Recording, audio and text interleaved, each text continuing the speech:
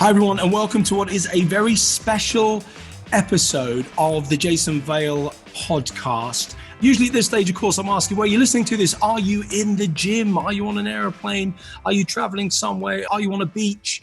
However, I think it's safe to say, given the fact that actually I am recording this during the COVID-19 outbreak, I think it's safe to say, unless you're a key worker, you'll be very much in the house. Now, there is a saying, of course, there is a doctor in the house. And I am privileged to say that actually, as part of this podcast, we do indeed have a doctor in the house. My next guest, he is a cardiologist. He's a writer. He's a researcher, campaigner. He's a man on a mission to save lives a million at a time. The reason why I have him on, because this week I've seen him on several news bulletins. He's been getting some stick, I think unnecessarily. I think it's a conversation I feel that we do need to have. He is terming this as the elephant in the room, i.e. a subject that really has been brushed under the carpet, but one that I feel, and I know that he feels very strongly because he's been doing it on national television and in newspapers, writing incredible articles, that needs to be brought to the forefront. And that is the link, essentially, between what we are putting into our mouths in terms of just diet, general, in health, and what we're seeing with current COVID-19. So I'd like to welcome Dr. Aseem Malhotra. Welcome. Hi. Thank you, Jason. Lovely to be able to speak to you. Yeah, really nice to speak to you. It's funny because before I do any kind of podcast, I often put it out on social media and say who I'm going to be interviewing, some of the questions. Do they have any questions? And an interesting thing happened because the podcast is normally like a show, like a Steve Wright in the afternoon, and we don't get into things that seriously, but we're in a crisis, we're in a serious zone. And it's interesting to see some of the questions already coming through, not questions, but I've had a few already this morning. Why are you having him on your show?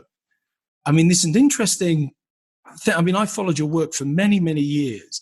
I don't see genuinely anything controversial in what you are saying and what you're doing. So when you talk about, just for those that are new maybe to you and your work, when you talk about the elephant in the room in this particular guise, what are you referring to?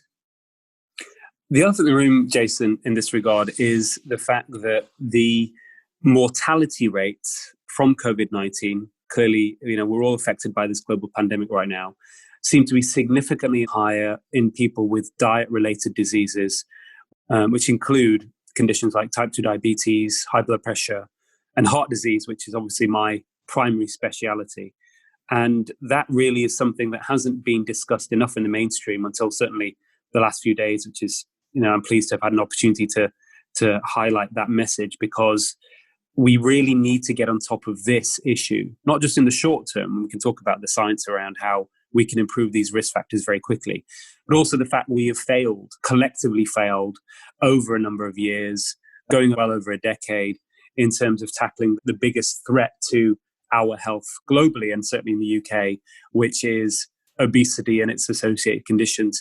Again, multifactorial, but the most important factor with the data that we have is poor diet. And just to give you some perspective on that, and for your listeners, Jason, a lot of people get quite shocked with this statistic, but it's estimated that poor diet globally is responsible for 11 million deaths per year. And if you add chronic disease to that, poor diet and chronic disease is basically responsible for more disease and death than physical inactivity, smoking, and alcohol combined. So it is the biggest issue of our times, but unfortunately it does seem to be also an adverse prognostic risk factor for people dying from COVID-19. And you're also, I'm reading here as well, you mentioned the other day and actually I thought they gave you a good amount of time on Good Morning, but it's very unusual. When people are being interviewed, in particular by what has become quite an aggressive Piers Morgan lately, and even Susanna Reid is becoming more of an attack journalist than asking questions. They gave you a nice amount of space, and actually I felt that they didn't attack you and were willing to listen, and we could actually hear your answers. And one of the things that struck me, which I didn't realize until I was watching the interview, you put there obviously that poor diets are responsible for 11 million deaths a year. And it's worth repeating that point again, because that number, when you think of potential COVID-19 deaths, pale into insignificance if you really weigh up those two things. But Absolutely. 10 times more likely, you're 10 times more likely to die from COVID-19. if you're overweight or obese. You're 4 times higher if you have diabetes and hyperglycemia. And yet, obviously, I've seen the attacks happen over the last few weeks when you've mentioned some of these things, that almost personal responsibility is taken out the window. The argument seems to be, well, this is indiscriminate. So when I read, well, this is indiscriminate. COVID-19 kills people that are a normal weight, have no underlying health conditions at all. And I remember I debated with somebody, I said, well, I mean, maybe you could come forward with this as well, but surely the same argument could be leveled with smoking, in the sense that not every person who smokes cigarettes their entire life will get lung cancer and die, but the vast majority will. We're talking about ratio here, because the numbers of people dying of COVID-19 that are young, no underlying health conditions, that are pretty good body mass index and so on, presumably the numbers are very low compared to anything else, aren't they? Yeah, no, it's trying to make sense and dig through all the data, Jason. So I think there's a couple of issues here. One is that obesity really is a marker. So BMI, as you know, Jason, is quite a crude measure of health to some degree, although it is associated with increased risk of problems because it just looks at your height and weight. And when you look at the associated conditions with obesity, what is more useful and clinically helpful and more predictive of adverse health consequences is something called the metabolic syndrome. Now, let me just expand a little bit on this. So the real big issue in health is what we call chronic metabolic diseases, which include things like type 2 diabetes, high blood pressure, but also these chronic diseases linked to excess weight through waist circumference are also likely to be big factors even behind cancer and dementia. In fact, Alzheimer's, for example, there's been big debate about renaming Alzheimer's type 3 diabetes because a significant proportion of people, the majority of people, in fact, with type 2 diabetes at some point end up with some sort of dementia, and Alzheimer's seems to be the big issue there. So all of these things seem to be rooted in, again, things are multifactorial, but poor diet is a big one. And you're right, there are going to be people who have absolutely no explanation for why they suffer from COVID-19 and die in terms of their underlying background health. But that's medicine. I mean, I have treated and managed tens of thousands of patients in my almost 20-year career in the NHS. I've operated on hundreds of people, putting heart stents in, doing keyhole heart surgery. I've done diagnostic angiograms. And you do come across patients who have heart attacks. They're young, they're fit, they're lean, they're active, they've got good diets, and they have heart attacks. And you can never fully understand why. So this is just part and parcel of medicine. But you're absolutely right. This is about degree of risk. And it's whether, one, what is the awareness of that risk? And then as individuals and informing people in the public is about what you can do to reduce that risk significantly through those lifestyle changes. But also it's about sense of well-being. As you know, when people improve their health and their weight and all these metabolic risk factors, they also, it's not just about the potential long-term benefit, it's a short-term benefit in terms of sense of well-being. Now, just to come back to this issue about chronic metabolic disease, just to give some perspective on this, in America, and our prevalence of obesity and conditions like type 2 diabetes is quite similar to America, probably a little bit better, but not far off. Only 1 in 8 Americans are estimated to be metabolically healthy, which is pretty extraordinary. Wow. And our figures are likely similar. We haven't got specific data here, but it's likely quite similar. What does that mean? Well, there are 5 most important factors that are responsible for chronic metabolic disease, which leads to heart attacks and strokes, and probably also linked to dementia and cancer. And these are having normal blood pressure. So what the new criteria suggests, if your blood pressure is over 120 systolic or over 80 millimeters of mercury diastolic, that gives us one factor. Having an increased waist circumference, so not BMI, for men more than 102 centimeters, for women more than 88. Having a cholesterol profile, not high cholesterol, but a cholesterol profile that is abnormal, and linked again to this underlying problem of what we call insulin resistance, which I'll expand on shortly, which is characterized by having either high blood triglycerides of greater than 1.7 millimoles per liter, or a low good cholesterol, less than 1 millimole per liter. And last but not least, is having a blood glucose in the pre-diabetic or type 2 diabetic range, so above 5.7. So metabolically healthy is really absence of all of these, and that is a small proportion of people, sadly now, probably in most of the Western world. So this is really the gold standard that we should be trying to move towards. For individuals, and I see that in my patients, and this is what I do, my interest is in reversing these risk factors for people and reducing their risk of heart attack, because also what's interesting is If you have 3 of those 5 factors, it constitutes metabolic syndrome. And that's where you have this tenfold increased risk from CDC data of mortality. Likely, because obviously the data is still evolving. So that's where that comes. Having 3 of those 5 factors is called metabolic syndrome. And as a cardiologist, that's particularly important to me because 2/3 of people, 66% of people now, who are admitted with heart attacks have metabolic syndrome. Wow. I've been saying it for about a year. I wrote an article last year and I always wanted to do a podcast. And this original podcast was going to be just me talking to the mic, essentially, because it seemed like a good time to bring this up without being attacked. I've always been of the opinion, ask not what the NHS can do for you, but what can you do for the NHS? And what I mean by that is going beyond banging a few drums and clapping your hands at 8 p.m. on a Thursday. Not that there's anything wrong with that. And I think it's very encouraging. And I think that with the current climate, of course, there's nothing wrong with that. But surely it shouldn't be stay at home, protect the NHS. It should be protect yourself, protect the NHS. And why do you think people are so resistant or angry? They get very angry the very second that somebody would even remotely suggest that some of this may be in their hands. Not in every case, because they'll always come up with the Uncle Fred syndrome. And Uncle Fred, of course, smoked 60 cigarettes a day. He drank a bottle of scotch every day. He lived till he was 150, of course, because it's always exaggerated. And he never had a day's illness his entire life. So everybody clings to Uncle Fred as their one-man piece of market research, conveniently ignoring the millions of people that are cut down in their prime because of what they put into their body. I also don't understand why it's very clear when it comes to a vehicle, to use a very old analogy, but it's very clear that if you do put diesel into a petrol car, it will splutter and not work very well. The human body is a bit more efficient than that. So it will take pretty much any fuel that we give it and do whatever it possibly can in order to survive. Survival's first, health it comes second, of course.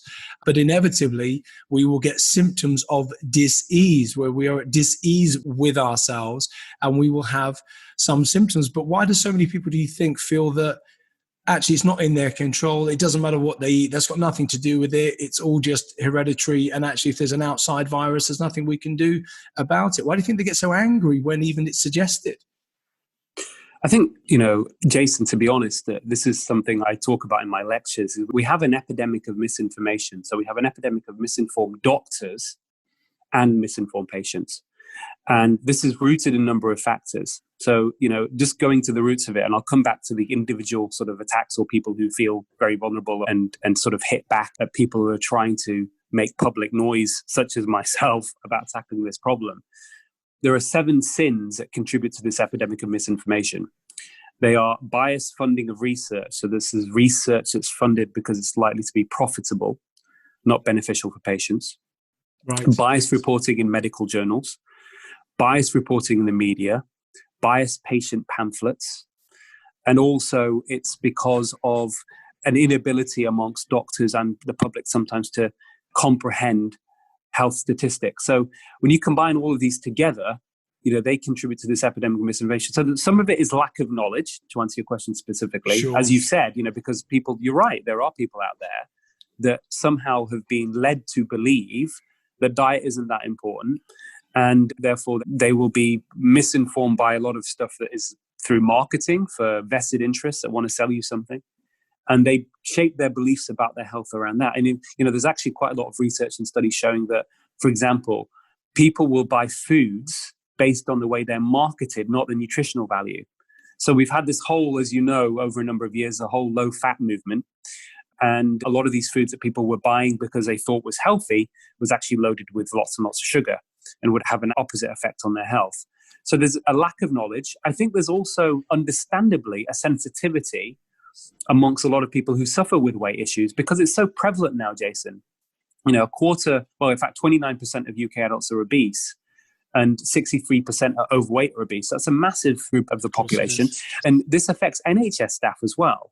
More than half of NHS staff are also overweight or obese, and about 62% of nurses specifically are overweight or obese.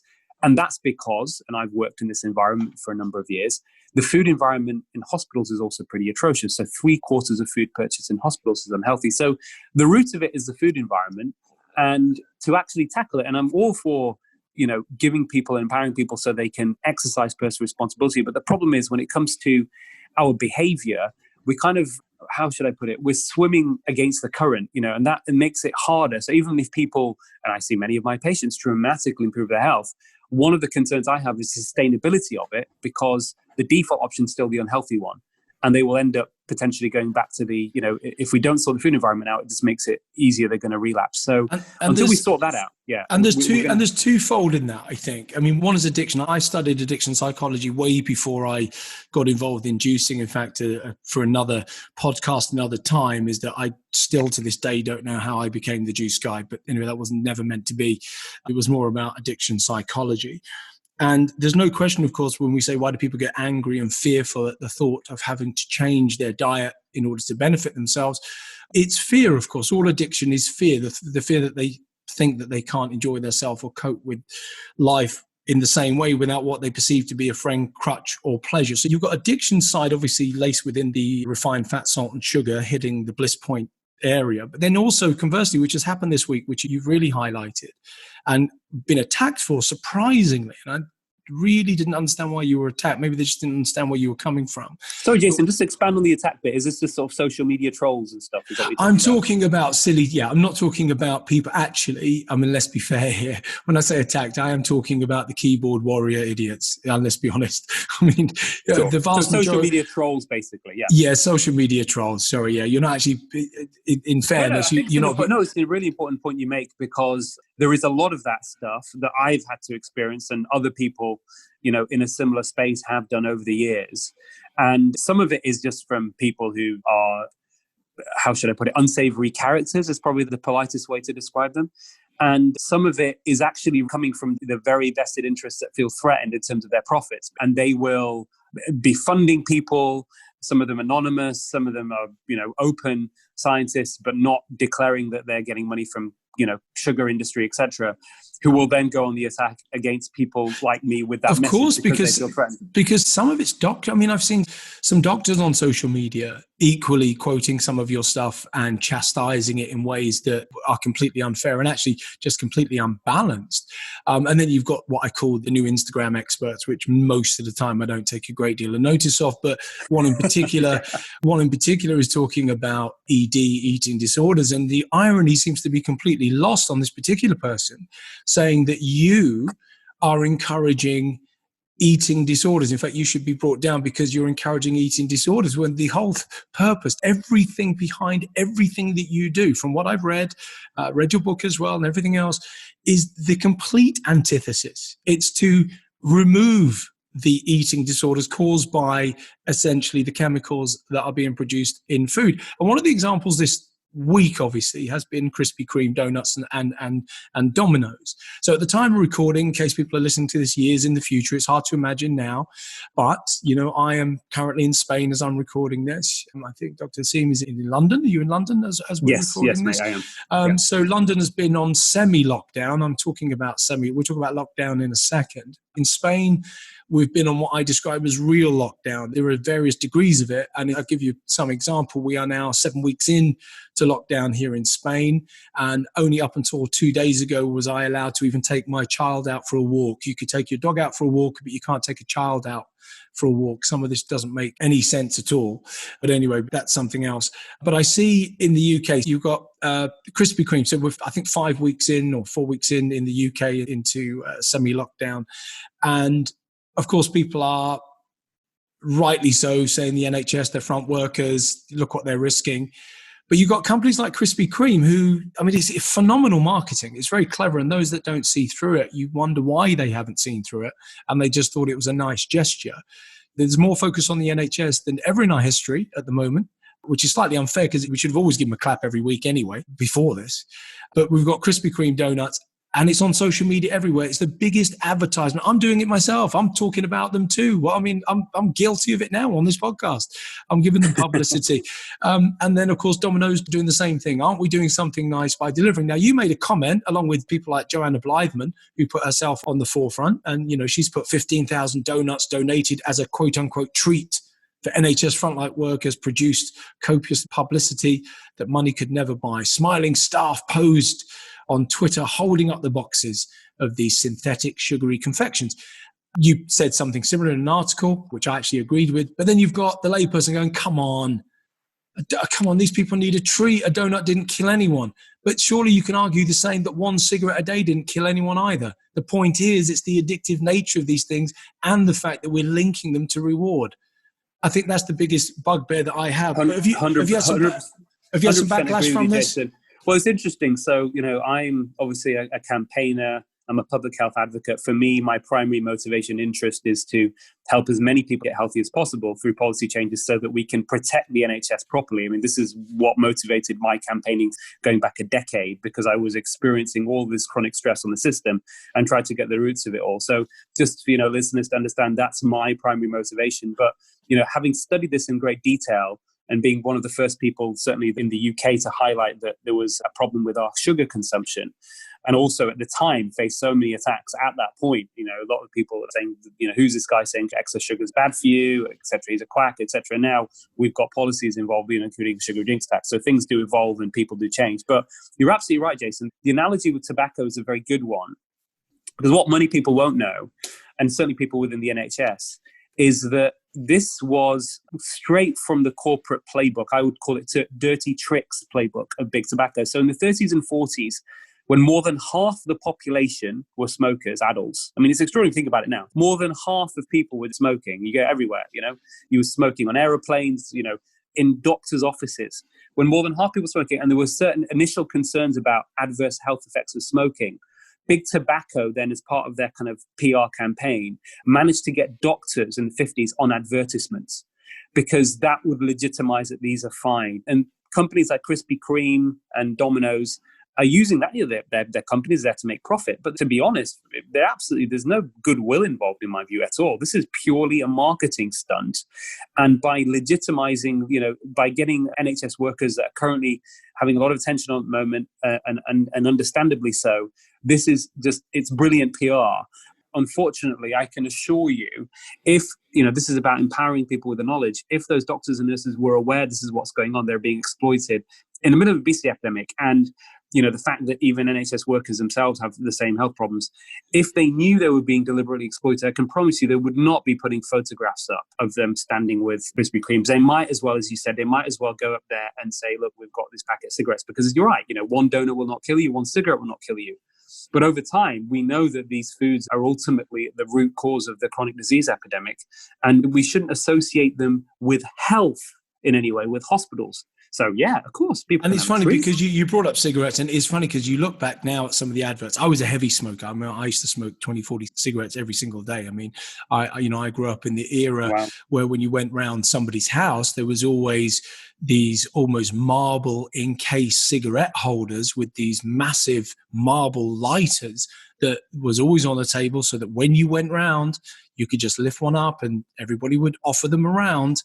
And we were in that situation. And the adverts at the time, of course, I remember one in particular was, more doctors smoke Camels than any other brand. You look back now, you think, that's crazy. But where you're going, and I believe this is true, we'll look back in 20, 30 years from now, and we will not believe that we are seeing doctors and nurses holding up Krispy Kremes. But actually, it's even worse, because I went to Guy's Hospital years ago in London. I don't know if it's still there. You'd be able to clarify or not. But I couldn't believe that McDonald's was part of the building. It wasn't even just slightly to the side of it. It was almost as if they were renting it. I think there's 3 Burger Kings in various hospitals around the UK. If you look at the quote-unquote food offering in hospitals, I often call it the ping diet. You wouldn't have heard that. I've just made it up. The ping diet in hospitals is, whenever you hear a ping, then the food's ready. It's just microwaved ping stuff. The World Health Organization at one point said that, 85% of all lifestyle diseases are caused by what we do, what we put into our mouths, essentially.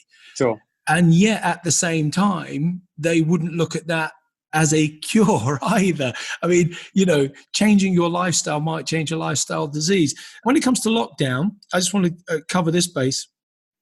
Now, I've got a very strong view on this, and I'm sure I'll get hammered after this podcast. My genuine belief, and only future will tell us, but I believe that the side effects of lockdown will cause way more health problems than if lockdown hadn't happened. Now, I know it's a big statement. There's no way of me knowing that. I'm not in the medical profession. But what I do know is with childline calls going up by 700%, by 400% increase in domestic violence, by suicides going through the roof, by people losing their jobs. And the list can go on and on and on. Now, is this the only time that you can think of as a doctor that the side effects of a treatment have never been looked at before the treatment was rolled out? So what I'm trying to say is the COVID-19 virus, the treatment for this virus at the moment is lockdown because they've got no other treatment. So the treatment could be deemed as lockdown. The side effects that will ultimately cause and is causing, that wasn't ever weighed up. Now, in your view, do you feel that a lockdown should have happened? Should it have happened to the extent that it has already happened? Do you think that the COVID-19 virus would have gone in a natural curve, as it has done in many countries that haven't locked down in a very similar directory? What would be your viewpoint on it? And presumably we're midway through this, so obviously hindsight will tell us a lot more, but your gut feeling at the moment on this whole lockdown issue? Jason, I think your point's very legitimate, and there are many respectable people in this slightly polarized debate who are arguing that they are concerned that the deaths and harm from lockdown will be more than coronavirus itself. The reality, as you've said already, is we don't really know. And because it was a novel virus and there was predictions of, without lockdown, potentially 500,000, maybe 1 million people dying in the UK from COVID-19, that was part of the reason that drove the lockdown. But if you remember very early on, the main reason given by government for the lockdown was to protect the NHS from being overwhelmed. That was the primary reason. And it hasn't luckily been overwhelmed. We've managed to deal with it. But at the same time, there are a lot of people who are not coming in. There are obviously diagnosis and cancer treatments have been massively delayed. Heart attack admissions have reduced, which means people are probably having heart attacks at home rather than coming to hospital. So there is all these problems. And you can never ultimately, when they introduce lockdown, envisage exactly what's going to happen until it happens.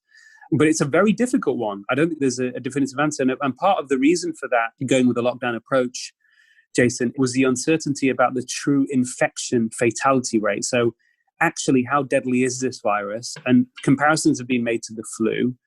So the flu mortality rate, so people who are infected with the flu, on average, about 0.1% of those people will die. So 1 in 1,000. Now, things have evolved, and the data at the moment suggests that it's probably for COVID-19 something between 0.5 and maybe 0.7. But that's still a 7-fold increase. And, if we'd predicted that with the current state of the NHS that it's in, even a bad flu season, doubling mortality would have caused an overwhelming of the NHS. So from that purpose, I think the lockdown was the right one. But really, I think, it's hindsight will tell us, and in fact, hopefully help us predict and prepare better if and when the next pandemic occurs.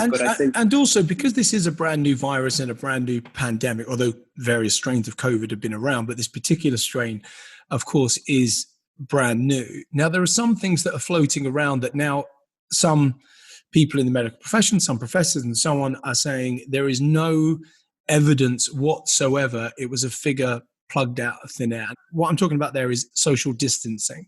So the social distancing kind of obsession at the moment with 2 meters, because my understanding, which again from a very non-medical perspective, which is why I'm glad you're here, is that for things that I've read, outdoors, the chances of it transmitting outside in outside environments such as a football match, Cheltenham Festival, whatever the case is, if there's a degree of social distancing, are far, far, far, far, far lower than if you are inside an air-conditioned building. That's correct, Jason. Absolutely correct. That is circulating. Now, if you are in an air-conditioned building or just a heated building and it's circulating, just logically, and again, I've got nothing to go by with this, but my logic tells me that if I'm at a restaurant and I'm 2 meters away from certain people and the restaurant is now only a third open, which is what they're kind of suggesting is going to happen, which means that most businesses won't be able to open because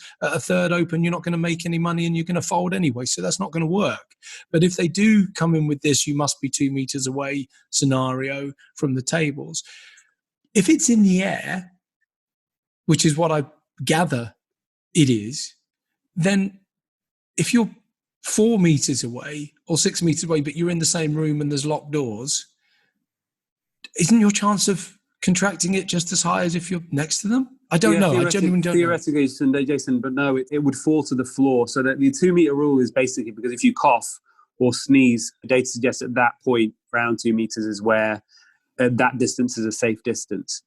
And I think just to reassure people to some degree, I think obviously the doing it properly is important. It's better to be safe than sorry. But in terms of being near somebody who isn't coughing, for example, that risk is only really there if you are less than 2 meters for more than 15 minutes. But obviously that's a very difficult thing to implement. So it's best people to stick to 2 meters. I understand. Okay, that makes sense. But the circulation in the air conditioning, I'm sure that it's very possible that, say, someone coughs or sneezes and it blows it in a further distance, for example. But it won't linger just in the air. It will fall to the floor. And your view, because somebody said, there was another professor that said that actually it stays in the air for 3 hours. So that was all that. There's various stuff that goes around all the time. Well, I'm not aware of that, Jason, but I don't know if that, it's very difficult for the layperson to really understand what to believe, because obviously there are experts in this field, and a bit like global warming, not all the experts agree. Face masks is one of those areas that seems to be incredibly confusing. So 1 minute you have somebody on Good Morning Britain, Dr. Hillary, a few months ago saying absolute waste of time, they don't do anything. And then recently you're saying it's a good idea to wear them, and it's the same doctor. And you're going, well... Yeah, so the face mask thing, what's important about face masks is that it doesn't protect you as an individual from getting the virus, because of these very tiny microparticles can travel through the face mask. But what it does is, if you're infectious, it reduces the risk of you passing it on to someone else through breathing and coughing or whatever. So that's basically how it works. No, okay, I understand that. But do you think it's sometimes it's bringing out the worried obviously based on, there's a lot of stuff going around, unfortunately, in some ways we have the internet. Whenever I see somebody in a car by themselves with a face mask on, I almost want to take them off the electoral register, because I almost want to say, you're in a car on your own. You got a mask on. I know, Jason, but I mean, I think it's just, I can understand it's just a huge fear that's being created around this virus of death. And of course, people will do things that aren't necessarily based upon good evidence to make themselves feel more comfortable. And if that makes them more comfortable and it isn't harming anyone else, and that psychologically reduces their stress levels, then why not? And do you think there was any argument for, again, my brain goes off in all kinds of directions most of the time in wrong ones, which is nice to have a debate. But when this first occurred, one of the things that I said to my partner at the time was, what I'm not understanding is shutting down everything. If this thing kills essentially 0.1% of the population, which is hard to know because, of course, there hasn't been enough testing done. It will probably be more than that. It'll probably be a lot more than that. But yeah, okay, no, I appreciate that. But it's hard to know. If you tested everybody and you realised that actually instead of 80%, it's 90% that are asymptomatic from it, then it's very difficult to know at this moment in time. However, let's just based on... The excess deaths in hospital are another kind of indirect guide, though, that it is more lethal than the flu. Of course, I think that's the key. I think that's the key marker. I think it's definitely. Yeah. I think there's no question that it is more lethal than the flu. I don't know to this point anybody's. Well, there are some that are debating that. I'm certainly not. There's no question they're not the same animal. The question would be is if it primarily and by a long way affects people with underlying health conditions and people of a certain age. Would there have been an argument at the very start of this that actually, if we are going to effectively throw hundreds of billions of pounds at this and crash the economy, which is what's happened anyway, would have there been an argument to say, well, look, instead of isolating everybody, shutting down every airport, shutting down everything, then actually, why don't we isolate the people that are vulnerable, look after them, deliver them food, do whatever we need to do over the next 12 weeks, 10 weeks, whatever it is, but actually we just keep everything else going. And I don't know whether that was an argument. It seems strange that one of the first times ever in history is that we're isolating the healthy and the non-vulnerable. So I don't know. Was it ever an argument? Listen, I could well be talking out my ass as usual. No. I'm just wondering if that's an argument. I think there is a reasonable argument there. Obviously, I wasn't involved in the discussions and meetings behind the scenes exactly how they came to these conclusions, but I think that they thought that would not work or would be impractical. So it's better that everybody. And also, this is still at a stage, Jason, where the data has emerged, but where they weren't sure exactly how significantly this would affect other younger people and people with less problems. No. I appreciate that. So I think all of that said, but I think your point is a valid one in terms of how the lockdown will be eased. And I think that may be one of the ways they will start is doing it by age and say, listen, if you're under 50, for example, all of those people get back to your jobs and work and obviously maintain social distancing. But it's funny, isn't it? Because you can't just because there are too many contributing factors for that. So, for example, my uncle, who's 76, who genuinely is fit as a butcher's dog, right? So this, like this guy is unbelievably fit, perfect body mass index, looking great, worked all of his life, everything else. And some 35-year-olds that are the size of the Napa Valley that have type 2 diabetes. So you just go, just because they are below 50, it's so difficult. Listen, I do not envy the government at all. I don't, and it's very easy for anybody to sit on their horse and say they should have done this. That's just a very hindsight approach. I'm just asking, I wonder in the future whether certain things might have been a better way forward or more logical to have a different approach than tanking the economy. Because I tell you what, one of the things that I used to live in a council flat, one parent family, no brothers, no sisters, no father. I mean, literally, we found £1 once and it was like, do we buy cigarettes or food with it? And this isn't the world's smallest violin. This is just how life was. We lived in a squat. We was on the street. I know what it's like to live in a tower block. I know what it's like when you're in that tower block on the 31st floor and there's 4 kids running around and you're there with maybe a partner that before lockdown you wish you'd finished with and now you're regretting it. and all of a sudden the stress that is having, that's very different to what I call some of the blue tick brigade in their ivory towers on Twitter saying, well, they went through worse in the war. We've all just got to ride it out as they're lying down having their pina colada next to their swimming pool.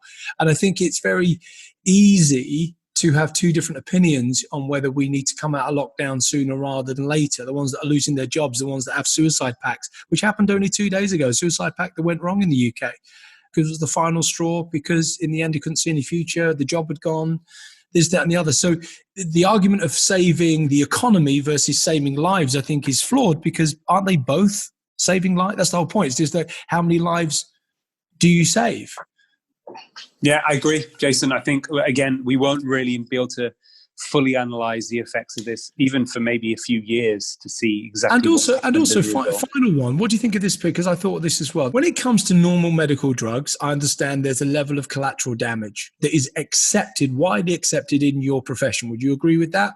That pharmaceutical industry and so on, that actually, in order for the greater good, in order to save more people, sometimes there will be, during the testing phase and even beyond the testing phase, there will be a certain amount of people that will have adverse drug reactions that could potentially cause death in the long run, but ultimately it saves more lives than it kills. And that's called collateral damage, and I think it's very well known in the pharmaceutical industry, and they talk about it quite a lot.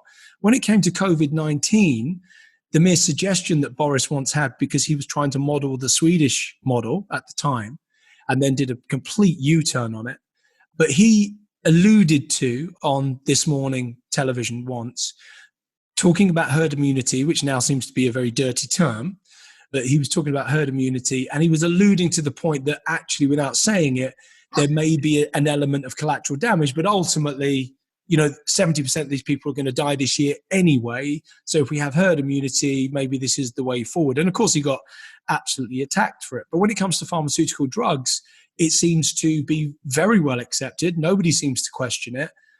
And I wonder why that same approach cannot be used here, as harsh as it is. Because of the unknowns, Jason, to be honest. As I said, with those drugs that come from the trials, they have relatively reliable, although I'm one of the advocates for greater transparency with all of these things. I think a lot of the problems with these drugs is that they are trialed in very controlled circumstances with selected people. And then when you expand them out to the rest of the population, side effects do seem to be much more prevalent than what was published in the original paper. But there is more information, more reliable information already there before a drug then gets put on the market and then gets prescribed by doctors. In this situation, there was no one coming out and saying exactly this is what's going to happen. This is how many people are going to die.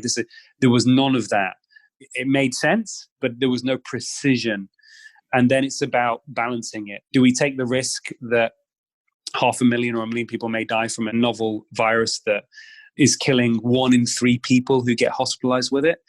Or do we lock down, reduce its impact on the NHS, reduce its spread, buy us more time, reduce hopefully its severity with time? And that's a very difficult decision. And obviously different countries have adopted different measures. But one of the arguments is that, that ultimately over that year, even if we were to get this peak, say that we were overwhelmed in the NHS with a very high peak, that the total number of deaths wouldn't change anyway, because there's a very good chance that most of us at some point are going to contract the virus, because a vaccine is not going to be ready for probably a year and a half.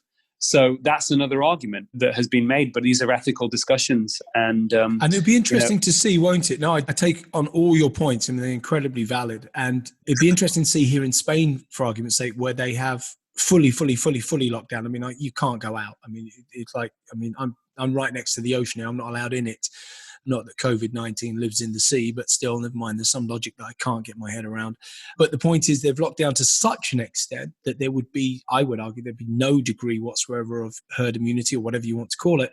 So, it's hard to know again, but my gut reaction tells me the chances of a second peak in countries like this would be far greater than those in the UK that pretty much have a halfway house. I know that it is locked down there, but compared to Spain, you can go and exercise, you can still do this, there's people on tubes, there's people on this, it's not the same as literally you can't get I would sure. I think that's also an important. I think the problem is that we also have this, which has been highlighted with the number of deaths here. We're now on course to be I think we've already one of the highest in Europe in terms of death rates, may well be second in the world after the United States, is again this problem of huge prevalence of chronic disease and an aging population combined. And do you think there's an argument also with the words with and from? Are you on that kind of board? Because at the moment, from my understanding, is that, somebody, like my mom unfortunately died of stage 4 lung cancer and so on.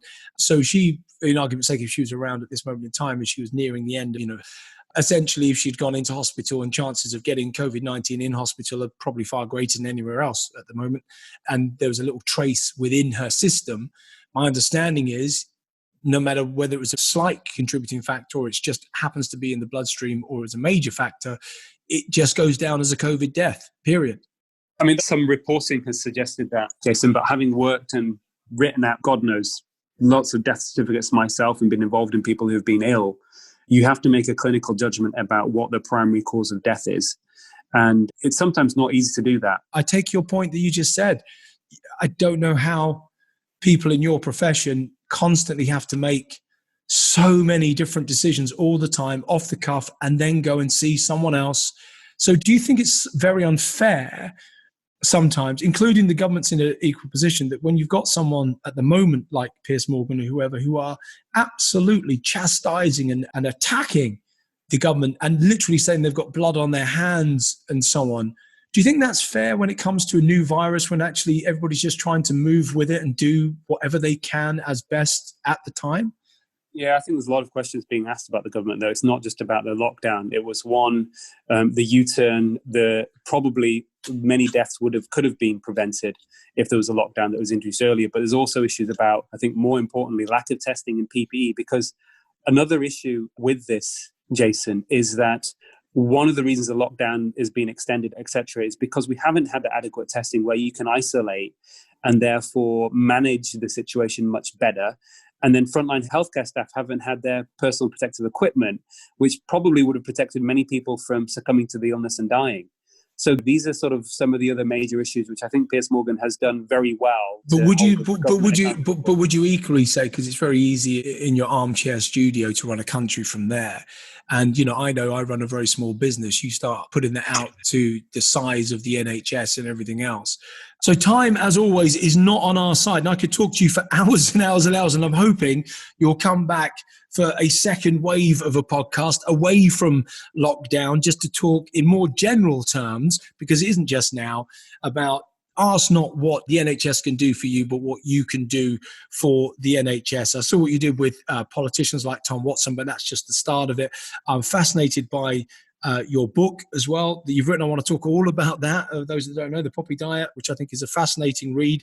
And I do know, although, that on some levels, obviously, when it comes down to certain elements of juicing or when it comes down to high protein or whatever, we might not see eye to eye on everything. But I think, and I could be wrong, but it's fair to say that actually the aim, the ultimate aim, is the removal of white refined sugars, refined fats, the false advertising, and bringing people's ultimate body weight down so that they're in a better position to deal with anything that comes along. 100%, Jason. Absolutely. So listen, I thank you for your time. Thank you for all you're doing. And thank you for staying strong in amongst some of the naysayers that are out there. It really does require people like you to stay strong, because you never shake. And I like that. That means that somebody that really does know and believes what they're saying. So look, you've probably got a billion other interviews to do today, and I've taken way too much of your time. Thank you very much indeed to Dr. Aseem for your time and everything you do. Thank you very much. My pleasure, Jason. Thank you.